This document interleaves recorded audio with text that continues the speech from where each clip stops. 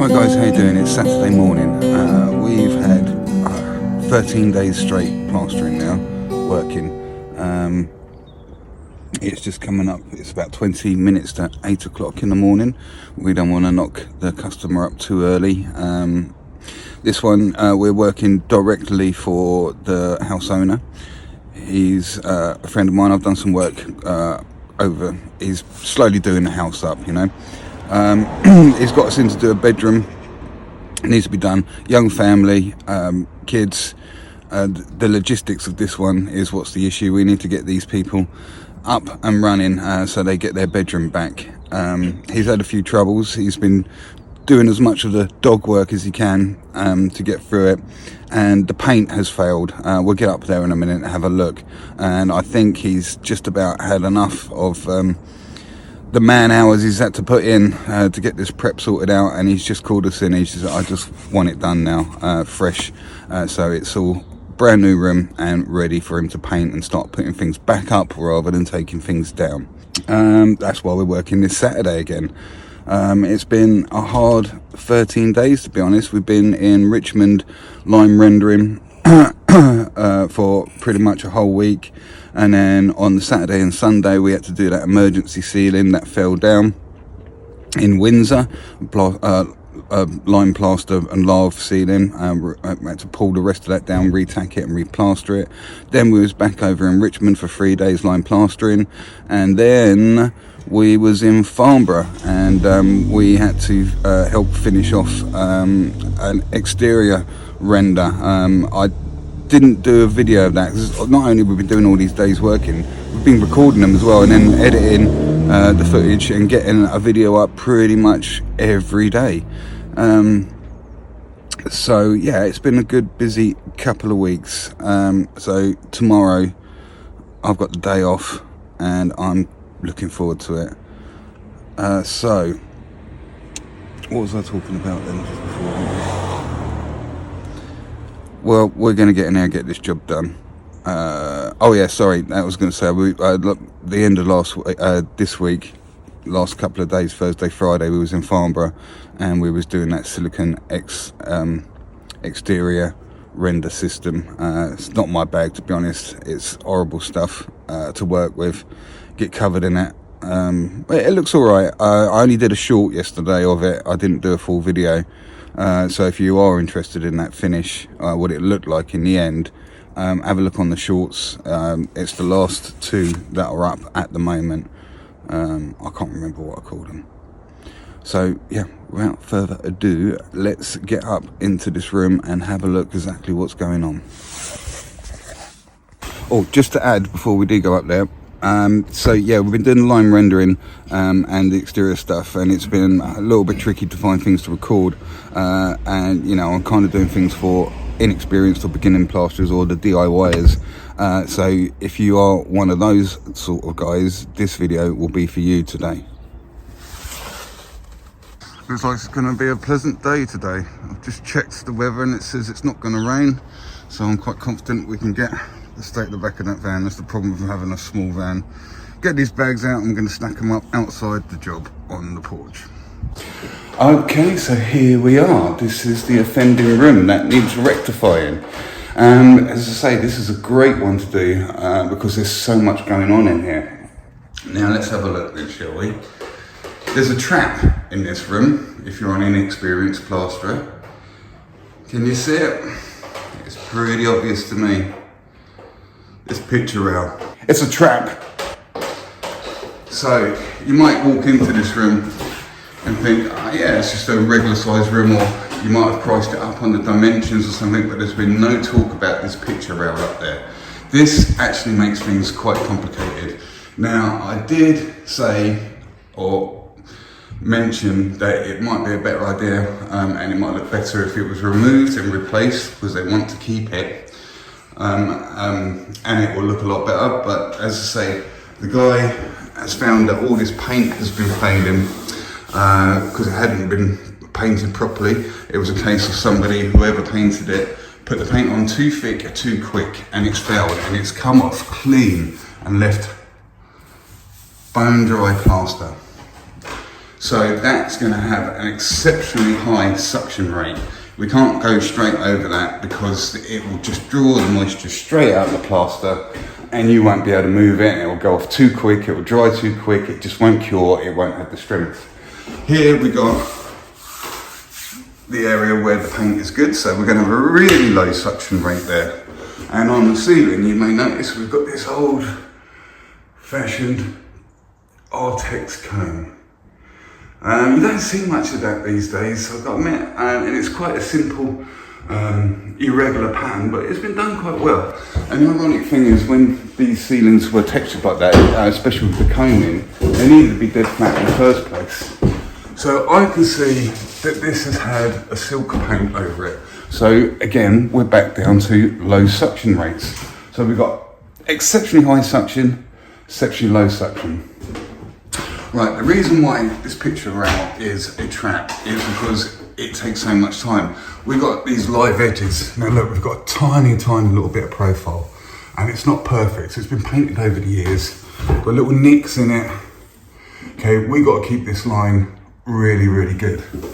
The skirting's off, which is a bit of a bonus. So they're replacing that. If the skirting was on, that would make it even more trouble because that's another straight edge that needs attending, like a proper internal. Normally, you know, you have to treat this like this little bit here is another wall, and we've got no room to move your trowel very far. So this is going to have to be put on with quite a small trowel, so that we can turn the trowel sideways and also come up and down. So to fill in this little area across the top is going to be surprisingly time consuming.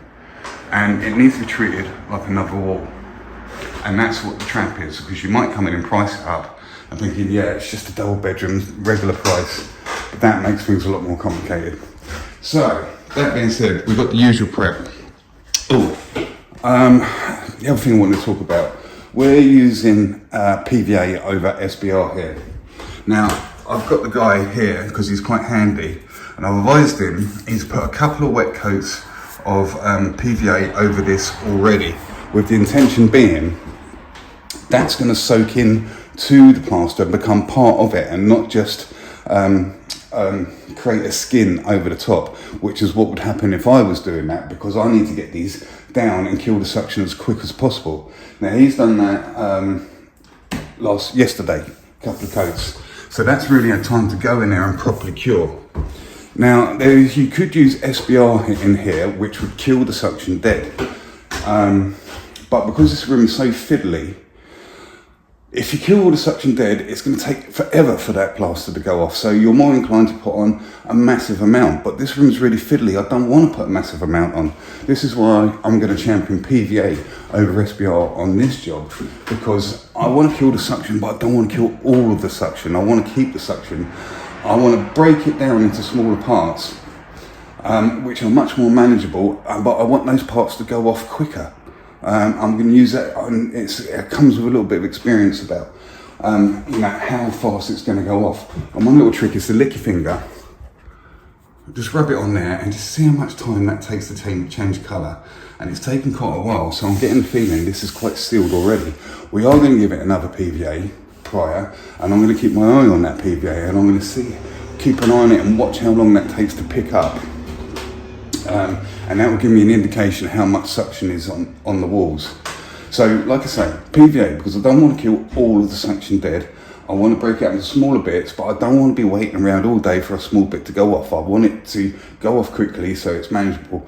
So what I'm probably going to do, because there's not going to be hardly any suction on the ceiling, we're going to get this ceiling on, and then I'm going to choose probably quite an easy wall like this and throw this on at the same time, so that I'm not overloading myself with work. And then I'll throw the ceiling on, throw the wall, and then I'll just keep an eye on that wall and see how it's picking up. And then I'll be able to gauge how the rest of these walls, because they're exactly the same, are going to go. So when I do the next hit, I'll be able to gauge and make an estimate how much we need to put on, or can get away with putting on, before we have to turn back and start sorting it out. So yeah, there is a lot to talk about on this one. So, right, so what we're going to do is we're going to scrim up all these cracks that appear sporadically. There's a few. Because these This, I believe this is sand. You can so look down the bottom. We've got sand and cement, backing coat, and this is, I know these houses, they're on the old concrete clinker blocks with coal dust in them. They're very brittle. So yeah, they do crack in slightly sporadic ways. So yeah, we're going to scrim up all these cracks. We're going to get some beads up, and then we're going to get our PVA going on before we do anything else. So let's get on with that. So just quickly, guys, remember to get your scrimmers up before your PVA, okay? Now let's have a look at another potential trap, because as I'm getting on with the job, the things reveal themselves to you. Now, look around this window. This is quite a tricky window to do. Now, we've taken the time to scrim up right up to the frames here, because you can see this has been repaired before. And of course, with opening and closing of windows, etc., there's enough vibration there to cause cracks, which are unsightly, which it has done all the way around. So it's well worth getting a bit of scrim up there, and it just makes things a little bit tidier and easier in the long run to keep control of this edge here. Another thing to take notice of is where this room's quite old now. Look, see, we've got this old paint line, old silicone lines, so the frames are quite dirty already. You might be tempted to think, oh, they're already dirty, I won't tape them up. But what the problem is, if you don't tape these up, when you put your plaster on there and you start running your wet brush up and down it, all this stuff will become stained the same colour as your plaster. And then you won't be able to get this stuff off, and also it's stained in the plaster colour, so you will get the blame, because that looks like that's all your plaster, but it's nothing to do with you, you've just stained it. So we are going to get some protective tape over this, so that we don't get the blame for it. Also, again, now look where this picture rail comes. It comes right to the end. It hasn't gone round, which is quite fortunate, because that would be a nightmare trying to get in there. Now, you might be tempted to put a tiny little bit of bead here and then bead up all down here. We're not. We're going to try and keep this dry bead that we're going to put on in a minute. And I'm going to try and snip this out of the dry bead, so I'll keep this line perfectly straight. It's going to be a bit fiddly, but there, it will look better. But there again, something I didn't pick up on initially, but now scrimming it up, that's going to be a tricky little thing that's going to take a bit of time to do it nicely. So as I say, there's a lot of little internal corners in this room, and you don't neglect your corners, because you could have the most fantastic flat wall across the middle, and if your corners, your internals, all your little angles are all over the place, the wall's going to look terrible. Really, really worth paying attention to get really, really nice straight internal corners. Really makes a difference. And when it comes to painting, the painter will be able to get much straighter line all the way through, and it will just look so much better. Now, this cone ceiling doesn't really need any scraping back, to be honest with you. But look here where this the ceiling is able to bounce. That's why this crack has been able to occur. It's fallen out. People have filled it, and it's started to round off a little bit. So where it's doing that, it's well worth getting a trowel up there, chopping this stuff out, so it's a nice, crisp, straight corner again before you put your scrim over it. Otherwise, you're just going to be rounding it, and it's going to encourage the corner over the distance to be floating around up and down and becoming wavy. So really, really cut in back so we can get the scrim in there and I get a nice right angle going on. So coming to this wall, paint's come off this one, paint hasn't come off this one. Just as I'm scrimming up, I'm just tapping it off, oh, what's going on there? It's a crack all the way down there. This is wood. So I'm assuming this is the old chimney stack, and this must have some old pipes that used to run, or they still are in there, but they would have run and filled the old water tank up in the loft, I'm assuming. Now, normally you can't really paint over wood, but this has been painted, plaster over wood, but this has been painted so much, we're going to just fly across it. We're going to scrim up this line and PVA it, and the wood won't be able to absorb much moisture, and in my experience, we can plaster over this because it's been painted so much. The reason you can't paint over plaster over wood is because the wood soaks up the moisture, the wood swells, and then as the plaster and the wood dries out, the wood contracts again, plaster pops off. So Shay's proper going for it on this window. He's actually got the drop down going on. I don't. Let's cut that off. Yeah, he's gone for the drop down stuff. So you can see it's a bit of plastic. It already has the masking tape up, and then you get it up across the window, and then it unfolds like so. It covers the whole window. It's quite handy, but to be honest with you, very often it's a two-man job because you need to cut it. Where is the roll, Shay? What have you done with the roll? I just put it down over there. Where? In the box. Alright. So that's what it looks like on the roll. So yeah, it goes on, you feed it along, but then trying to hold the weight of that roll and also cut a nice line where it needs to go to create this is tricky for one guy to do. So it is a bit of a two-man job.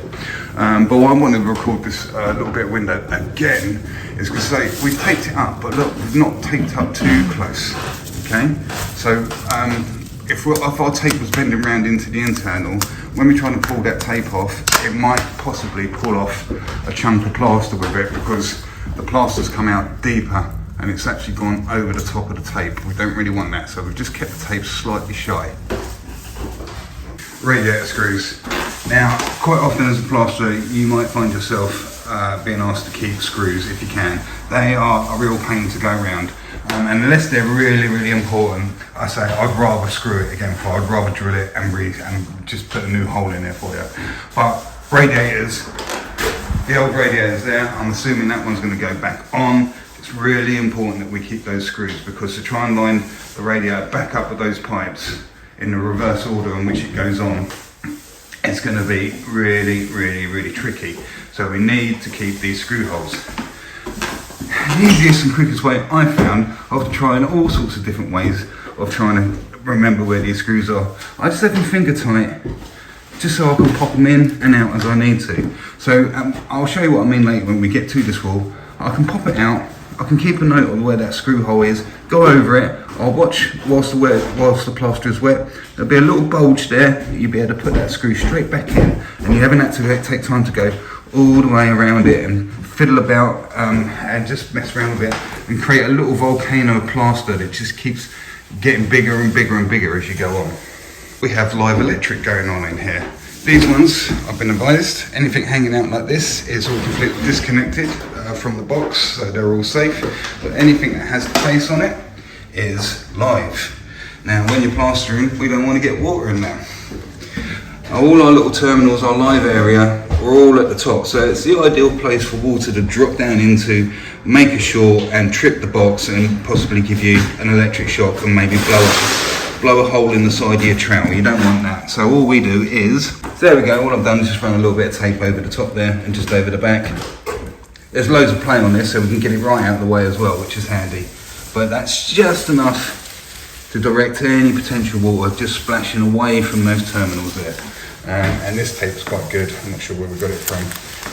It's like a PVC tape and it's quite easy just to tear as well, so it's fully waterproof. But you know, if you haven't got that, any tape will do. Anything's better than nothing.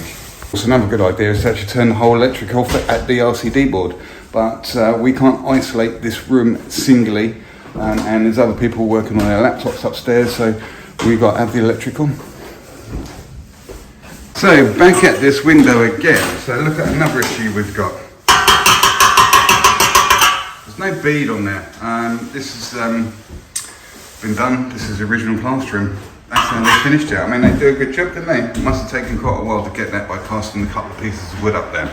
So the issue is, when we're going to be putting one of our galvanised thin beads over this, we are not going to be able to screw or hammer nails into this because it's so thin on the edge, it's going to pop off and you'll never get your fix, which is one of the reasons why I quite like using one of these staplers to put up beads. Now, they're quite powerful, they'll go through a bead and into plasterboard, and it's quite handy there isn't beads on there. But if you look, if you try and aim up for one of these holes, okay, it's not quite getting there. It's got just enough power to get a pinch, which is handy just to hold it in position so you can get the bead into position, get them in there all pinched up like that, and then when you need to,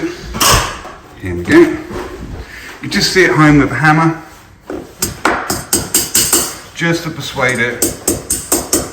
Well, I'm trying to watch through the phone and hit it at the same time. But as you can see, you get the principle. So I'm just doing this with one hand. Be much more accurate if I had two hands. So then, obviously, we're hammering them flat and getting them behind this visible edge, which is going to be seen through the plaster. This is the bead. This is the one we need to keep clear. So you just want to double check. You just get your trowel on there and make sure you got enough clearance over that. So we've got an initial pin there, but I'm still not entirely happy that that's a really good secure fix. So there's nothing stopping you putting a bit of scrim again over the edges of the beads here, making sure it's behind this line, and you will be surprised how secure that holds things. And we just come back to this corner here. Look, I've just had to fashion that last bit of bead to kind of turn it into a stop bead. I'm just able to hammer that little bit in, just using some tin snips, and I'm also still able to get a fixing in on this side. Tin snips. There's the other side of that done though. It's worked out a little bit better than the previous side, and I'm quite happy that these corners, it's very important to get these to match up perfectly, are good, and everything feels really nice and secure. I'm quite happy that's going to all hold itself together when we start putting the pressure on it and using our trowel to plaster it in. So that is pretty much ready to rock and roll. Okay, so the time is pretty much 9:30, and we got out the van at 8 o'clock this morning. So we've been messing around in here pretty much for an hour and a half, getting this all prepped up before we even think about getting our buckets up here and filling them with water.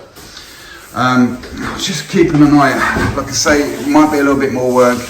I'm always using PVA, but these walls still, I've kept an eye on them. They've had a coat of PVA and they've gone dry straight away. So again, that's giving me an indication that these are still going to be quite sucky. So we are going to fly around again and just there on the side of caution, give it another PVA. I want it to be a little bit tacky and staying that way for a while. Yeah, it still looks a bit dangerous. I don't tend to use SBR. Maybe with SBR it will be slightly different, but I'm used to PVA, so that's what I'm sticking with. If you guys do use SBR, then please do put some stuff in the comments about doing this, because I'm wondering, you know, maybe one coat of SBR will break it down. I don't want to kill all the suction, that's all I'm saying. So we are taking the time to give it another. It's already had PVA before we got here. We've just given it one, and I'm going to give it another one. So potentially there is a chance there for, you know, a lot of unnecessary work because we're using PVA instead of SBR. But like I say, the reason I'm using PVA instead of SBR is because I don't want to kill all that suction completely off. I want to get it just right so we can get on an awkward bit and turn back and not have to be waiting for it. Because like I say, this room is so awkward. It's not like you can smash it all in one. There's too much messing about in here. So I want to use that suction, get it to the perfect rate, and not kill it all completely. That's why I'm using PVA. You might have noticed through watching these videos I had a little bit of tape on my finger, and through the previous ones I've had a black now. A little while ago the wind blew the car door shut on my finger, and this is what's happened to it. Look, so like the old nail is dead there and it's all black underneath, and the new nail's growing underneath it, and look, it's all lifting up at the back. So I'm a bit worried I'm going to catch the back of that nail and tear the rest of it off, whilst the rest at the beginning, you see the tip of it is actually still living. So tearing that rest of that nail off and getting blood all over the place isn't my favourite thing to do, so that's why I'm being a little bit careful and keeping that taped up for now. Hopefully that won't last too long. I just noticed as well I've got all these little scorch marks on the back of my hand. That's the way to do that silicone rendering the other day, and I had this big thick cast iron pipe that I needed to grind off, and I had to go in it all funny different awkward ways and cut little bits off at a time because it was such a tight little corner trying to get it in there, and those little bits of metal were falling down. They were hot enough just as they were brushing past my hand to sear the skin on the back of my hand. So yeah, look, things aren't looking too good. Oh, that's on my knuckles, that's the silicone still from the other day, so it's hard to get off. But yeah, I don't think if I walked into the nail bar in High Street here, they would be able to do much with me. Left hand, on the other hand, is looking much better. So I keep the nails shorter on this hand because that's my chord hand. And that's my finger picking hand, which is another reason why I'm worried about that nail going.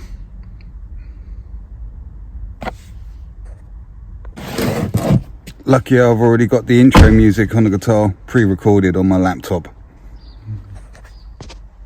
So we're back in the room. Because the suction rate's potentially really powerful here, I just wanted to make sure we got right into this wood here and PVA, so I'm using this little couple of inch brush there just to make sure I'm pushing it in. And as I'm doing it, I was right to do so because I've just been around the room and you see how that is a lot darker. So look, this has been missed. Somebody's gone around with a roller and they've got down close to it, but they've not got all the way in there, so close but no cigar. And that could potentially be a real issue because we need to make a good job of that corner. And if that's, if the old bone dry plaster's pulling all the moisture out of that fresh plaster too quickly, we're going to get little lumps and bumps and they're going to be collecting here, and this part of the wall is going to be wet plaster. This is going to have little hard lumps on it, and when you start trying to do your corner and running your trowel in it, as you come down you're going to be catching these little hard lumps and you'll be dragging them down into your wet plaster and causing a problem, and gouging out a big line that's going to be rectified. And again, it's going to be so tricky up there anyway. Anything we can do to save time on going around that picture rail is a benefit. We don't want to be messing around with that too much. So, you know, I can't emphasize enough preparation before you start doing anything. So we've thickened the PVA up a bit, look, as you can see. So just to recap, I got the customer to PVA this. He said he did it twice, previous up to us getting here yesterday. We've given it a couple of wet PVAs since we've been here, and then we gave it a thick one. Or how many coats have you given it, Shay? It's had one thin coat and then two really thick ones. Two thick coats. So what? Not including the one I've just done. Including the one you just did. Right. Okay. Thick coats. So I was a bit worried because as I was going through and saying I was observing, every time I was coming back to where we began, it was gone dry again. It had set, but we've gone around it again with another thick coat, and see it's still just a little bit wetter and it's a little bit more tacky. So I'm kind of much happier that that's at an ideal suction rate and it's not going to pull off the plaster too quickly.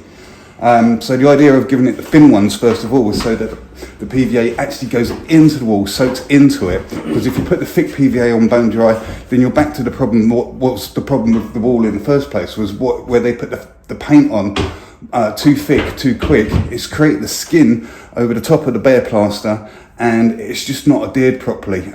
It's not become part of the plaster. So that's why we've PVA'd it in exactly the same way you would paint it. A couple of thin coats, get that to really get into that wall, make the roots, and then you can thicken up and get a much better adhesion with the thicker coat over the top. So yeah, I'm much happier. That's feeling tacky now. So I think we might be able to be in a position to actually do some plastering. So coming back, this ceiling only had one PVA. It got done before everything else. And if you notice, so that we pay attention to it, that is probably as tacky as those walls are now. And yet that was done an hour ago. And it's taken an hour of PVAing to get these walls into that same condition, with the PVA being just at the perfect, not too wet. You don't want to go a bit wet. PVA, you can let that pick up quite a bit. So yeah, potentially USBR guys, because I don't tend to use it at all internally. Maybe SBR would have saved a lot of time here. I'm not experienced, so please put some stuff in the comments, because we've had to roll with this 4 or 5 times. Maybe it will only be one coat of SBR, I don't know. Let us know what you think about that one. Okay, so time's getting on. What is the time? Hold on. Time is 7 minutes past 10. So what we're going to do, I think, because I've got a bucket there, I can get 2 bags in there. I think we're going to knock up 2 bags. I'm going to use the crate and just get this ceiling on.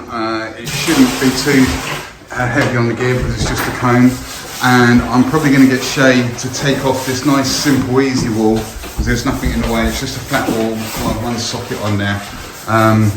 And whilst I'm doing the ceiling, I'm going to get on there. And this wall is going to be kind of like a tester, and we're just going to keep an eye on this and make sure we've got that suction rate just right before we put too much of this stuff on, or at least if it is picking up a little bit quick, we'll be able to make a guesstimation next time we do a hit, how much we can get on.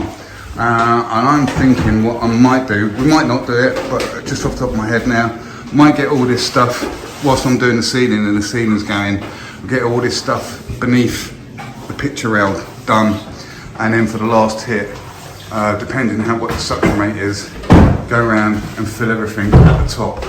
That one's got low suction rate on it, so we might need to pick that up sooner rather than later. It might be one of the first things we need to get on. Yeah. Okay, so we're just about ready to start putting some plaster on the walls, and we're pushed for time already if we want to get this room completed today. So let's have a look at our weapons of choice. Treated ourselves to new wet brushes, 4-inch, just Wicks ones. They're great. I find they deliver just the right amount of water, not too big, not too small. Shay's using a 14-inch Hawk with a 16-inch carbon steel trowel. I'm using the 16-inch Hawk with a 20-inch carbon steel trowel. If you're a newbie guy, you might be more better off using stainless steel. These trowels are much harder to work with, but I find them much better for getting things straight and flat rather than just smooth. We've got the 13-inch trowel out because it seems to be the ideal size just to fit in this direction across the top of this picture rail. Obviously we'll be coming this way as well. Because some of these walls are quite flat already, we're going to have to do some cheating, I think, to save some time. And I've got the Wicks high density thin sponge float and a hand squirty bottle. So we're going to be using the sponge technique in here. And then for the final sort of trowel up, the polish off, we are switching to one of these right at the very end. Really, really flexible stainless steel flexi trowels. This one's made by Rafina and is in 16-inch. We've got quite a few of those. It's a little bit old, it doesn't look too pretty, but it does a good job. So that's what we're using. Okay, whatever the size of your bucket is, remember when you're initially just about to knock up, you want the water to be pretty much roughly halfway, because you put too much water in and you can't get enough powder in and it starts spluing over the top of the bucket. This way you get half the bucket filled, put the powder in, and when you get closer to the top you can start adding more water and more powder just to fine tune it and get that bucket really full up to its potential.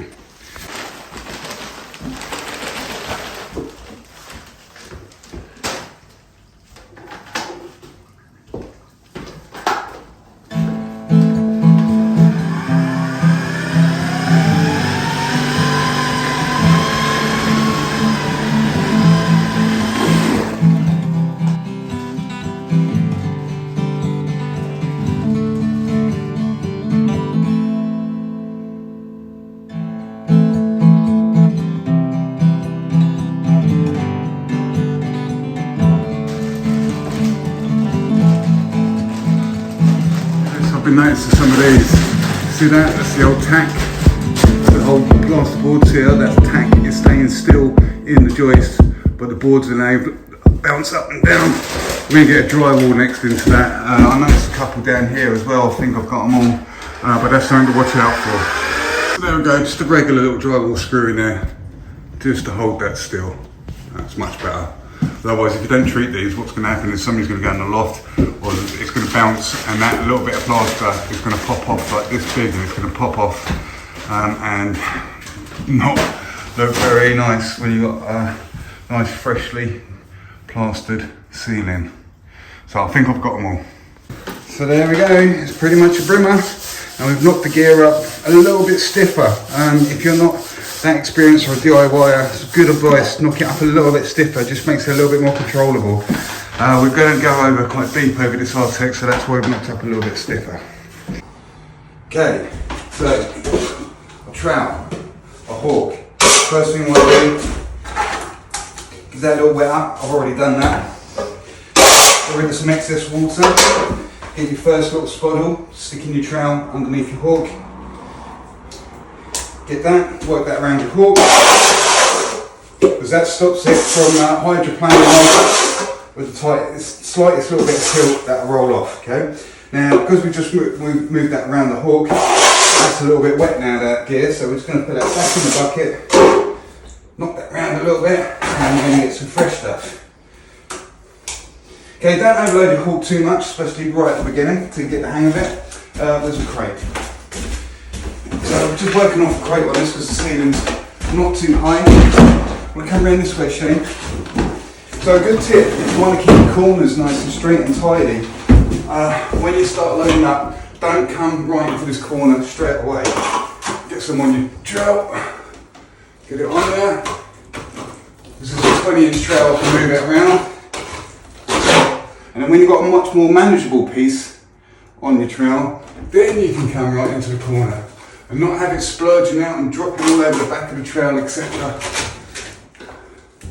And it's always a good idea to flatten out as you go along.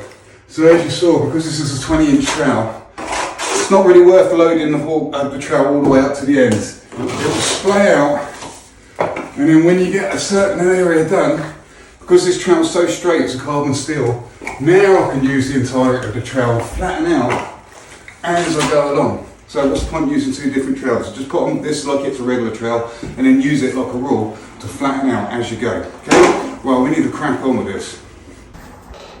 Okay, I know I said this video is probably going to be aimed at beginners, but I think maybe it might be a bit more of an intermediate level with somebody who can already, put plaster on. So what we're dealing with here is some really difficult timings.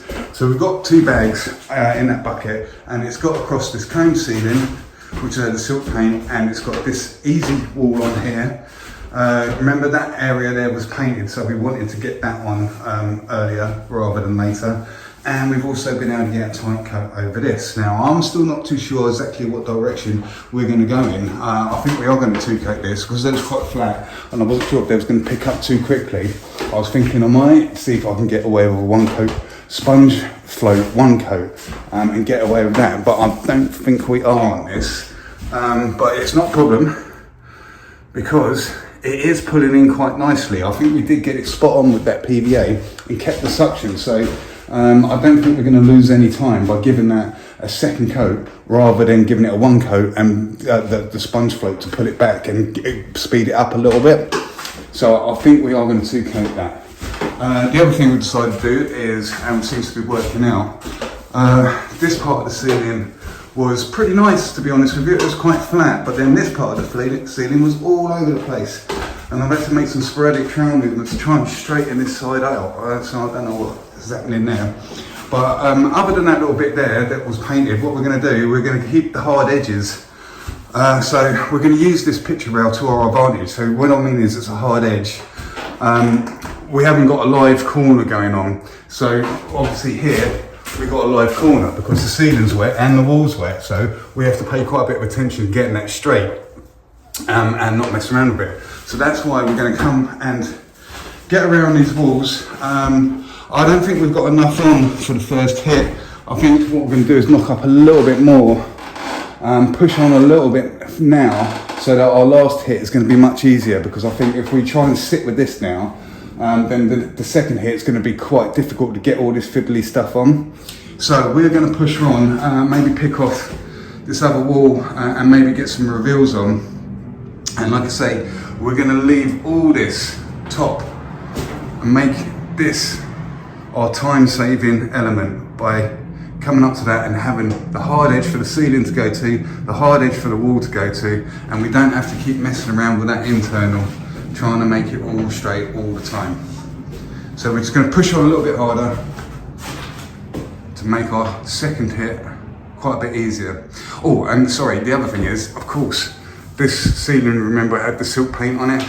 I can't even if I wanted to, I can't lay this down yet because we've got the air bubbles and stuff coming through, and there's no point messing around with that. You can trowel that up all day long until that picks up a little bit and starts to solid and stopping those air bubbles just blowing out little bits of air, because they're just filling up with air every time, and when your trowel goes over, it compresses the air and it pushes straight back out. So yeah, there's nothing I can do about that until this ceiling picks up. So I'm thinking these walls will be down before this ceiling. Okay, everything I just said in the last clip, completely forget it. I'll completely change course. So what I've done, I've sponge floated this, so we are one coat sponge now. I thought I'd give it a little try. And when I mean sponge coating, I mean giving it a little spray with this, getting your sponge float and getting that to hydroplane over the whole surface there. And what that's doing, it's acting like a regular float. It's getting rid of any ripples, and it's also livening up that surface just 1 millimeter. Immediately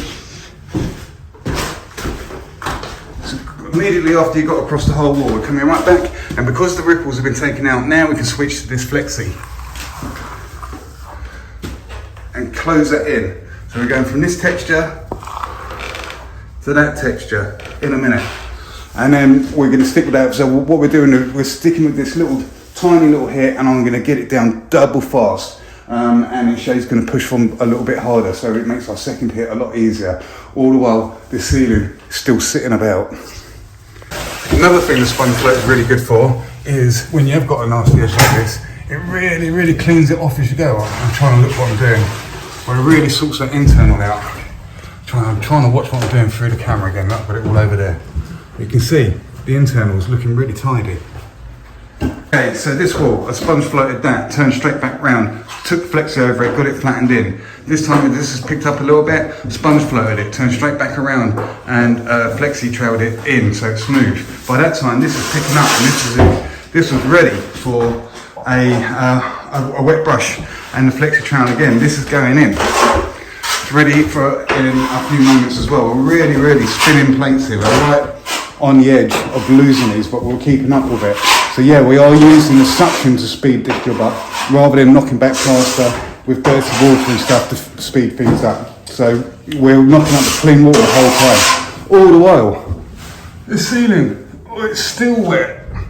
So that's what we're doing. I've got Shay pushing forward, getting this wall on, and I'm going to give these another quick trail up, get them under control, and hopefully by that time this will be ready to sponge up. And then we might sit with that, and then hopefully we'll be able to get the rest of the room on before it's too late. Now, I know sponge floating does get a bit of a bad rep. I know if you've got people, site slashers if you like, smashing up council flats and putting the plaster on so thin and so wishy-washy, and sponge floating it and just one trowel in it and then it's done. It gets a bad rep from that. But you can do it in a really nice way and leave the wall in a quality where people don't even know that sponge float. It looks like 2-coat. You've treated it like 2-coat. And the key is knocking that gear up a little bit thicker, putting it on a little bit thicker. Don't be doing this wishy-washy coat and then it's like colouring in. So yeah, I'm not going to go right into one about sponge floating. It really splits the pack. It upsets a lot of people. But I've thought to myself a couple of times when I've gone, if only I had a magic wand and I could just point it at the wall and it'll be finished. That sponge float is as close as you're going to get to a magic wand when you need to pull your finger out and get some tricks out from under your sleeve and speed the room along. And that's exactly what we're doing here. Okay, so this ceiling's just about getting into a position where we can lay it down. It's picking up, and I'm quite happy if we get another coat over this. Those air bubbles are going to start disappearing. Now, bearing in mind that ceiling is the same mix as these two walls, and these are finally lit up. So instead of sitting around waiting, this ceiling has had some suppression fire put on it, if you like, and in the meantime, whilst we're waiting around, we was able to scout out and snipe off these two walls. Done. Pretty much complete. It might need they're well under control. I can just leave them, and then right towards the end, I can just give them almost like a dry trowel, just to give them an extra sheen. I'm going to knock up in a minute and lay this ceiling down. And while that's happening, I've got Shay pushing forward. So he's obviously taking this wall out. Oh, so he took this wall out with another gauge. One knock up again, he's taking that little bit out. He's going to take out this bit. And he's going to take out that bit. I've got these reveals on. That head was painted up there, so it's going to hang. The PVA was still wet. Two sides were the bone dry plaster we're going over. So then we're going to sit back and we're going to stay with that. So then when we get to knock up our fresh lot again, all we've got to do is go all the way around the top and then just this one wall just to finish the room off, and hopefully it won't be too late in the day. All those little bits and pieces on, so all the little walls, barring the window wall, is all on at the same time as this ceiling. Now I've sent Shay forward with this wall, this little wall around the side here.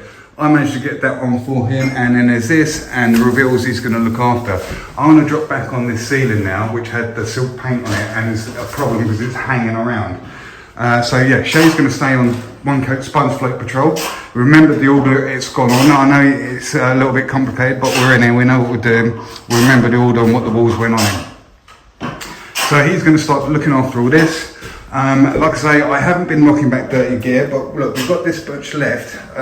So in the case of the ceiling where it's hanging around a little bit, I'm just going to add to that and use the properties of that old gear to send the second coat of this ceiling off a little bit faster. Complete opposite of what we've been doing to these walls, where we've been relying on the suction to send them off rather than speeding up the setting process. So let's just really scrutinise over the quality of that one coat sponge because the light's coming in. And it's been finalled. It's always difficult to show the quality of plasterballs on camera. Well, I'm telling you this, if there's any issue with that wall from the customer when that's been painted, I'll do the next video dressed as a gorilla. Right, look, what's going on? I'm saving money because we haven't overtacked, but see that little indentation there? If I push the trowel on the ceiling, you should be able to see that popping in and out. There's two, one there, one there. That's another potential nail head. Let's have a look. See it popping in and out? Right, that needs sorting out now. Don't leave that till later. Yeah, there's the other one. Time is 1 o'clock. It's just before. I've got the ceiling flattened in. This is what I'm feeling is holding us up. It's hanging around. Shay, with time, a little bit of help, we're keeping up with these walls on, which is that little bit he's on there. This wall, this wall. I've two coated these reveals, even though I've done it with the same gear. This head had a shiny paint like a gloss on it, so that, look, you see where it's bellying, and the PVA wasn't picking up on it at all. It's like a gloss on there. So that's been a potential problem. Waiting for that to pick up as it's kind of hydroplaning across the glossy surface. So not much point in touching that. We've got it flat and leave it alone to pick up. That's on. So I need the ceiling to go. I'll put dirty water on it. Once that ceiling's gone, we're in front of the process. Then we can get all this picture rail area on, I feel, and we'll crack out this radiator wall with the window in it. Okay, so the time is 40 minutes past 1 o'clock. We've been able to get this wall, these two walls around here, this wall, finalled. This wall and this wall just needs a quick final in a minute. All the while we've been getting all these walls on, and pretty much towards the end, this ceiling has just been sitting there the whole time, looking at us, just picking its nose and doing nothing. It's only just starting to pull in now over that silk paint. So we've just given this, we're all in front of everything. I've just given this another flatten. We're going to give it a few minutes and then get this ceiling a little bit further, get all these walls completely finalled, have a bit of a break because we've been at it, and then we're going to go for these tops and this last wall at 20 to 2. We got out the van about 8 o'clock. We prepped up everything by 10 o'clock, so it was after 10 o'clock that we started knocking up any plaster whatsoever. I don't know what their plan is. They all seem to be looking at me. Taking one of the flexi trails to the ceiling because I'm quite happy that we've got any potential ripples out already with the carbon steel 20-inch trowel, because it's a tough trowel. Remember we one coat sponged this. You see there's little areas there that start to dry already because of the suction and all that. That strip there is where it's setting, because there was a shallow strip all the way down there. Now remember, when you do sponge float, if you do sponge float, there is an unavoidable problem in the sense that it does compromise the strength of the surface of the plaster. So, and you can feel it when the wall starts to set. It will feel really smooth, and then you'll think, oh yeah, that's down, that's finalled. And then you'll come back to it when it's getting to this stage and just run your hand over it again. You can feel there's like a chalky film to it where the surface isn't properly closed in. Now you get a big window to do this, but what I tend to do just to remedy that and close those very, very top particles up. When it starts getting to this stage where it's starting to brown up, just with your dry flexi, so all the ripples are gone, just with your dry flexi, you just run it a quick dry trowel over at a bit of an angle, and then run your fingers over that, and you'll have the same sort of smoothness that you'll be getting from 2-coat. So, like to the feel. So it's not that much of an issue as you may think, as long as you don't leave that plaster too late before you sponge float it. So now what's going to happen is the guy is going to come back and he's going to paint this in the correct way, the same way as we did with the PVA, and he's going to miscoat this with a watered down base coat of paint, and that's actually going to be drawn into the wall and create the roots and become part of the wall and return any potential lost strength back to the surface of that wall. 3 o'clock, I've only just got this ceiling finalled and got it to go down to bed, leaving us to deal with this tricky picture rail band going all the way around the room. Okay, so the battle is as good as won. Alright, the beast has been felled, we just need to deliver the final blow. But it's still got some fight in it, it's still lashing out at us. This top bit, I haven't been able to get away with doing the cheat and sponge float way of doing things with 1 coat. I've had to revert back to the 2-coat system, mainly because there's so much movement in the top of this. I mean, this head up here, it's kind of like a half moon where the old precast concrete lintel, where they would have made it on site here, over time it shifted, and so the top, it was kind of curling right around like this, so the bead was sticking out, so we've had to run across and try and straighten this stuff up. And that's what makes it the issue, you see, because there's hardly any area for you to manoeuvre your trowel to make the relevant strokes to be able to straighten things up. It's really difficult not to just roll with the flow on there. But we have done that, and we're going to see at home. I feel like we're on the final straight. You can see there the bends that we've been having to deal with, where this ceiling's kind of curling all the way around, and then see that this side over here is quite a lot shallower than this side over here. There's only so much you can do about things like that when you're setting. I don't want to be laying on too much weight on the top of this ceiling, especially right above the door, where things could be opening and shutting and slamming and vibrations causing cracks. So yeah, we're almost there, almost there.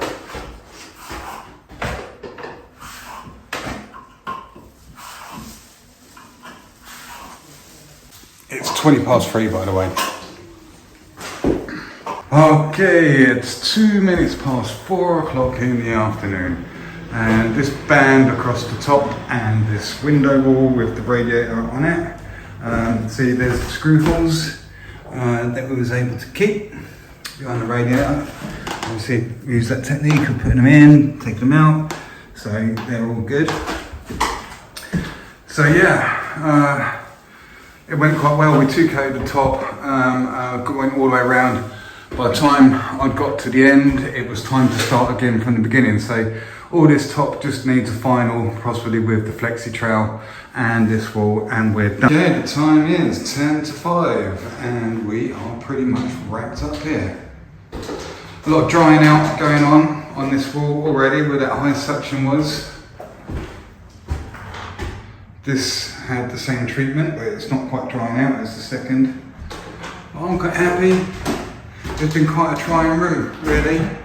All the internals all looking nice and sharp into the corners. This was quite an important edge, although this is going to be painted, we're still going to give this a bit of a clean up. But this obviously needs a good sand to prepare it for another coat. So we're all brushed up underneath this line, which is right at eye level, so that's why we really needed to do quite a good job of that under there. So yeah, there you go.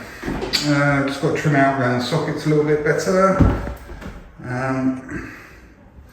There's those radiator screws, see how quite nice and neat. Around the window where we taped up, and we didn't get plaster all smeared into all that paint that's coming down actually onto the frame, so we won't get the blame for that. It doesn't look like our plaster. Beads are all nice and sharp. I took the time to make sure that was a one piece. Didn't put a little bit in there.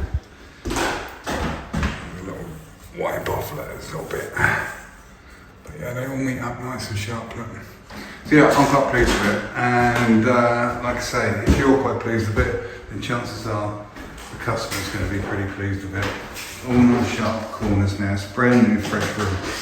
You can see that angle up there now, the way that ceiling was bending, and pretty much that sort of stuff going on all over this room. So there you go, time to get cleaned up, packed up, get in the van, get out of there. So there we have it. It's pretty much our day done. Just final little bits and pieces just doing now. So I'm quite pooped. It's been quite a full day. But I'm glad to get done. I've got to get home, get cleaned up, and I'm taking my Judy out for a date night tonight. It's been long overdue. And no, I'm not going to the Witherspoons. I'm taking her somewhere a bit better than that for dinner. And then maybe we'll go to the Witherspoons after that. So I'll probably get this video up tomorrow morning. I won't have time to do any editing tonight. So you guys have a smashing weekend, what's left of it, and I will see you, I imagine, well, I'll be having a lay-in, I reckon, but yeah, you might be watching me Sunday morning if you're up on this video as soon as I put it up. Alright guys, take it easy, and I'll see you on the next one, which will be possibly Monday. Alright, bye bye.